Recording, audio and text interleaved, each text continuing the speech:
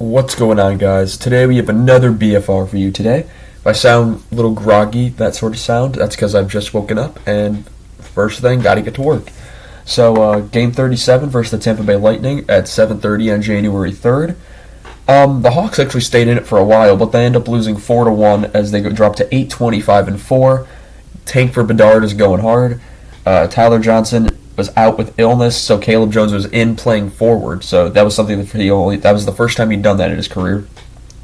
Hagel returned to the United Center for the first time since being traded. Shots were 29-26 Tampa, hits were 18-11 Chicago, and faceoffs were 34-27 Chicago. Power play, Chicago goes 1 for 6, Tampa goes 1 for 4. 1 for 4. So that was weird. Staylock saves 25 out of 28. Elliott saves 25 out of 26. Does that say 1 for 5 or 1 for 5? I cannot read my own writing. That's embarrassing. We'll say 5 because it looks more like a 5 that I wrote over. So we'll start with the first period where Sarnak and Blackwell collide, and at 16:05 it's a Tampa Bay penalty to Cole for tripping. Would not be the first time he'd go to the penalty box. At the Naciu has a break that's denied, but then at 15:10 it's a Chicago power play tap-in goal for Seth Jones, second of the season from Domi and Radish against his former team to make it 1-0.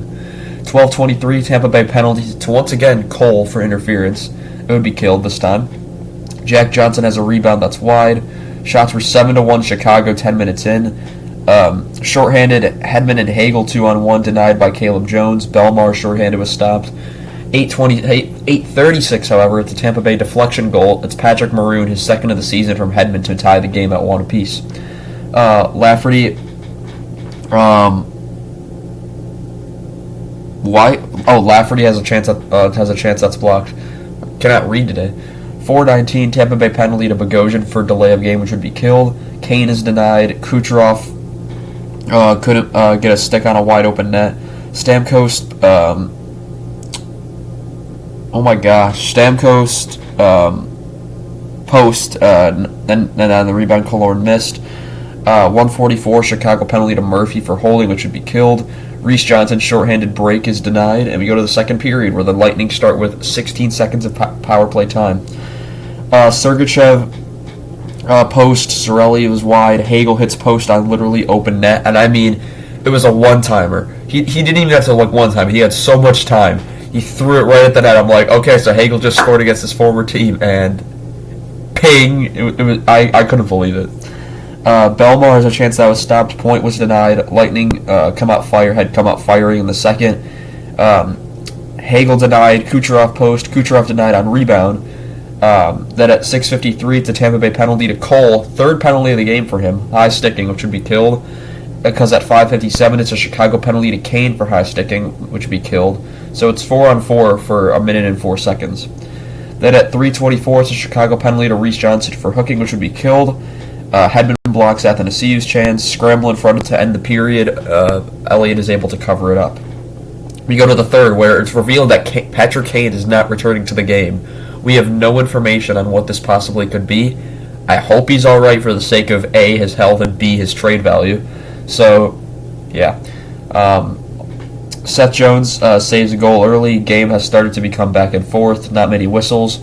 Colton was robbed. Stamkos, point, missed wide open net. Game has started to become back and forth. Not many whistles. But Tays high stick by Perry, but there was no call. 12:49 Tampa Bay goal. It's on a rebound from Alex Killorn, 12th of the season from Brandon Hagel, the former Blackhawk, to make it 2-1. Then at 10:14, it's a Chicago penalty to Kachuk for slashing, and at 9:46, it's a Tampa Bay tap-in power play goal. It's Brandon Hagel, 15th of the season from Stamkos and Point to make it 3-1. So Hagel with a goal and an assist in his return. Stamkos has a chance blocked. Behind the play at 8:57, it's a Tampa Bay penalty to Killorn for goaltender interference. And then they cut to break, and you think the Hawks are getting a power play. But when we come back, Stalock also gets a penalty for interference, even though he had possession of the puck. So I'm not sure why Stalock gets an extra penalty. It would be served by Lafferty for interference, but it was 4-on-4 for 2 minutes. Radish is stopped at 2:08. It's a Tampa Bay penalty to Hagel for holding, which would be killed. Crowd's chanting, "Let's go Hawks." Hawks pull goalie at 2 minutes and 8 seconds when the power play is called. So it's 6-on-4 for that time period. And at 1:06, it's a Tampa Bay shorthanded goal from Nick Paul to make it his 14th of the year from Bellemare to make it 4-1. And Seth Jones was saved, and that was the game, basically. So, there were a lot of Hagel jerseys in the stands tonight, both Blackhawk and Lightning ones, so that was funny.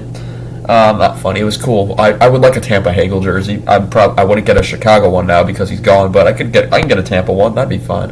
If I could find one, that is. But I want to thank you guys so much for watching, and the next game I believe is on Friday against the Arizona Coyotes here. We're in the middle of a long homestand, and we just hope to keep losing because the best odds for that pick. And knowing our luck, we still won't get it.